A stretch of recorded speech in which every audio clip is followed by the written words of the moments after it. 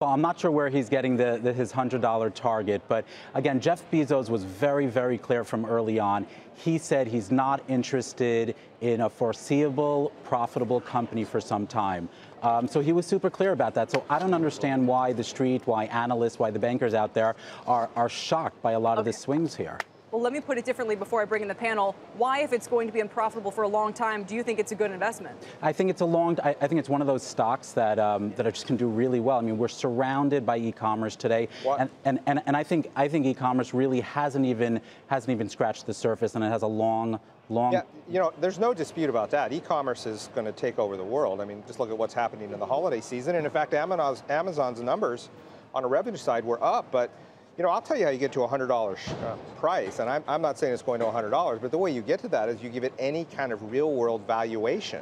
If you look at the PE ratio of this stock, I know there's all sorts of other ways to look at things. And you guys sold out of this, right, Michael Yoshikawa? We did for this exact concern, is that I don't, at what point do they become a company that's not just all about growth? This is a little bit like Rambus is a chimp company when really maybe Rambus spends a lot of time actually suing other chip companies. I mean, when does Amazon at this point become a real company? If they become a real company, are they a grocery store? Let me ask you, have you ever bought anything from Amazon?